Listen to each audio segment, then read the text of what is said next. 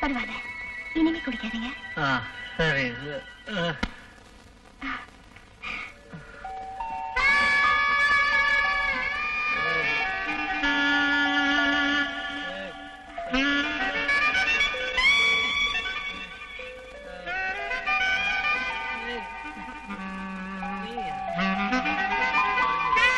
பண்ணாத.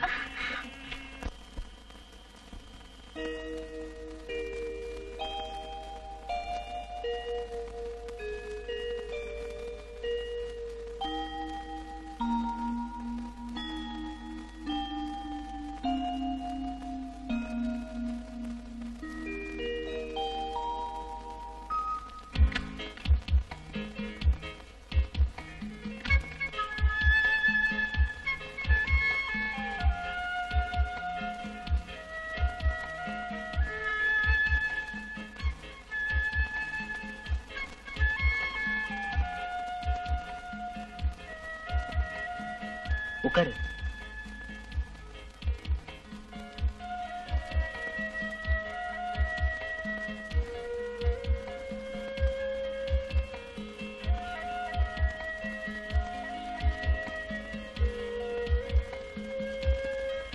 உட்காரு.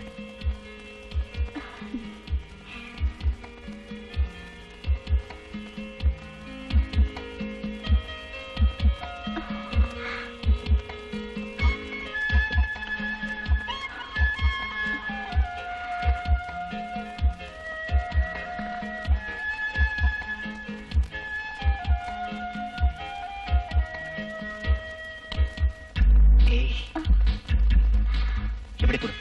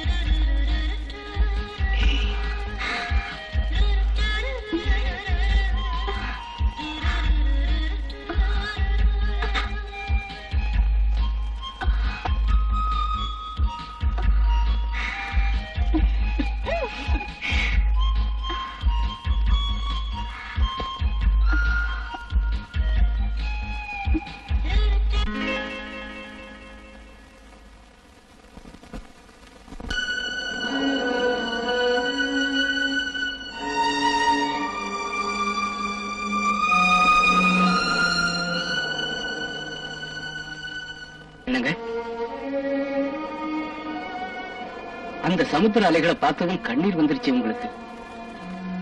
எதனால? ஒரு சில கேள்விகளுக்கு பதில் மனசுக்குள்ளதான் இருக்கும், அத வார்த்தைகளால சொல்ல முடியாது.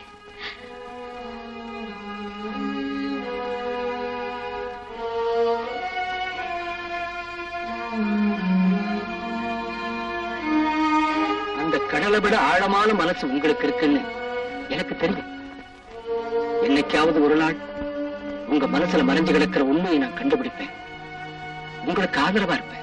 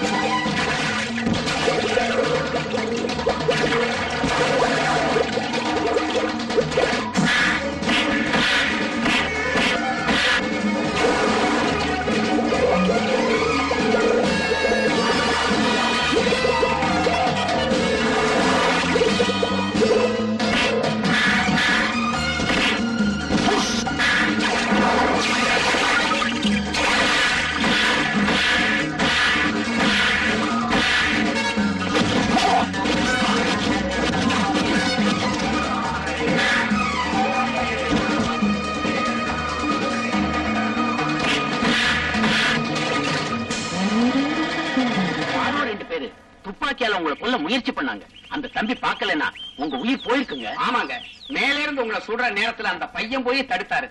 அவரை நீங்க மறக்க முடியாதுங்க.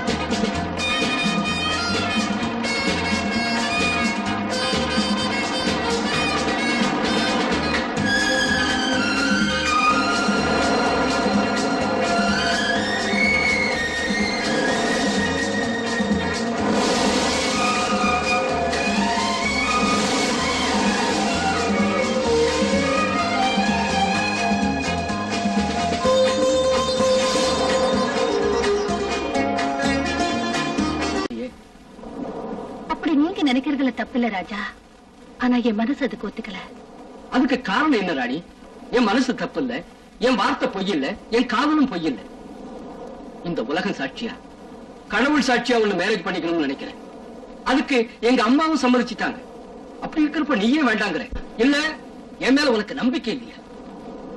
அதுவும் இல்லைன்னா என் மேல உனக்கு இஷ்டம் இல்லையா? சொல்லு ராணி. அது இல்ல ராஜா, அது இல்ல. அசுத்தமானவள், சுத்தமான இடத்தை கலங்கப்படுத்த கூடாது. அவள் புனிதமான இடத்தை நெருங்கவும் தகுதி இல்லாதவள். ராணி, என்ன சொல்ற நீ? பாடி போன பூவை பூஜைக்கு எடுக்கலாமா? எச்சில் பழத்தை கடவுளுக்கு படைக்கலாமா? அதே மாதிரிதான் நானும் புனிதமான அன்புக்கு அருகதை இல்லாதவன். நீ சொல்றது ஒண்ணு எனக்கு புரியல. புரியும்படி சொல்லணும்னா காம வெறி பிடிச்சவங்களுக்கு பலியானவல்ல ராணி. அதிலும் நான் கொலைகாரி, ஜெயில் தண்டனை அனுபவிச்சு வெளியே வந்திருக்கிற பழைய குற்றவாளி. I can't believe. இதை என்னால் நம்ப முடியலையே. பால் போல வெண்மையாக, குழந்தை போல கபடம் இல்லாத, பூ போல மென்மையாக உள்ள உன்னை அந்த மாதிரி உள்ளவன்னு நம்ப முடியலையே ராணி. வாழ்க்கையில நடந்ததை நம்பாம போகலாம், ஆனா நம்பாததுனால அது நடக்காத சம்பவமாகுமா என்ன? அது சரி ராணி, அது எப்ப நடந்தது, எப்படி நடந்தது? எப்படின்னு கேக்குறீங்களா? கேளுங்க. எனக்கு விஜயபுரம் எந்த கஷ்டமும் இல்லாம வாழக்கூடிய ஆஸ்தியும் ஐஸ்வர்யமும் எங்களுக்கு இருந்தது. எங்க அப்பா 10 பேர் பாராட்டக்கூடிய பெரிய உத்தியோகத்தை பார்த்து வந்தா. எங்க அப்பா மகாலட்சுமி ரொம்ப நல்லவங்க. வயிற்று வலியால மிகவும் கஷ்டப்பட்டாங்க. எத்தனையோ பெரிய பெரிய டாக்டருங்க வந்து பார்த்தாங்க. ஆனா அம்மா வயிற்று வலி குணமாகல. அன்னைக்கு ராத்திரி அப்பா ஊர்ல இல்லாதப்போ என் அம்மாவுக்கு தாங்க முடியாத அளவுக்கு வயிற்று வலி அதிகமாயிடுச்சு. எங்க குடும்ப டாக்டர் காலையில இருந்து அம்மா பக்கத்திலேயே உட்கார்ந்துகிட்டு இருந்தா. அன்னைக்கு ராத்திரி 10 மணி அளவில்